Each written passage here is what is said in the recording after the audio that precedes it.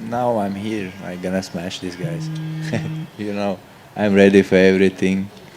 Let's talk about Khamzat Chimaev. What for your boy? Let me turn the music on because you choo choo. Somebody came up. Where's my steering wheel? Where's my steering wheel? Because I'm driving the train, baby. You know I'm driving the train. You're all about that train. Hey, what about when he made his debut and you had to tell me his name? You didn't. That was like 3 fights ago. 66 days ago. Well, technically, I guess it's like 68 now. He won his debut in July.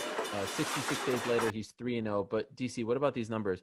Total strikes: 124-2 against John Phillips in his debut, 68-0 against Reese McKee, and 4-0 against Joe Mershard. He knocks Joe Mershard out. It didn't take many, boy.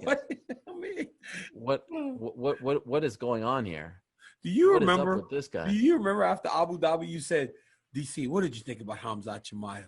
And this was before the show, and I'm like, what's his name again? And then I started talking about all the other Dagestanis in the wrestling in the region, and I was like, you were like, you have no idea who this kid is. I was like, you know what? I got to be honest, Ariel. I got to be honest. I don't. But boy, do I know who he is now. Choo choo, because I'm the conductor of this train, baby, and I'm not letting certain people on. Bisbing, you're not welcome to ride the Chimaev train. You're out of there. And all these other guys, y'all out because y'all didn't believe us when we said Chimaev. Okay, maybe I was a week late to the party because it's only a week. You remember the first one was 1 week, the next one was the second week. He beat the dude up, and I was on board. And then, boy, what he did to Gerald this weekend. Oh, that was something else, huh? And DC, I said after the second win that he should be fighting top 5 guys. But then I disagreed. Remember, I was like, let's not rush him because he's just going to be stuck there. But guess what? He's ready, baby. I was wrong. Earlier you said, yes. I admit when I'm wrong. Hey, Ariel, I'm ready to admit I was wrong. Give him a title shot. I want a title shot for you. Come on. Ariel, give him a title shot. Give him a title shot. He's ready. Because when he was beating these dudes up with all the takedowns, everybody kept going. No, Daniel, his kickboxing is what he's known for.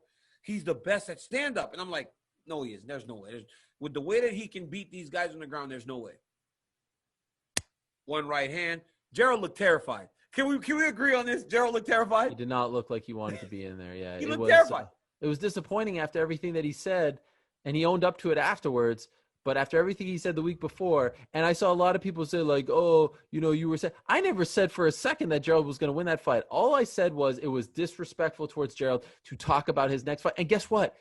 Regardless of what happened on Saturday, and now we know what happened, it was still disrespectful. The result doesn't mean it wasn't disrespectful, but clearly they were right.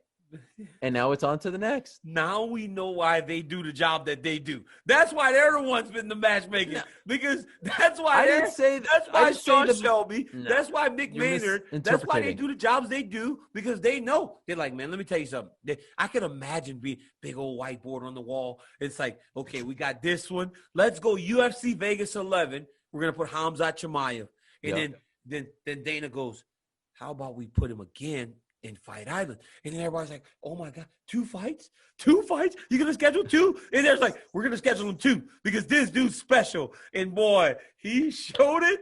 He showed it last weekend. And you know what's more impressive? He's a 70-pounder. Right. Ariel, he's a 70-pounder. Hello everybody, thank you very much for supporting me. Now we go smash people.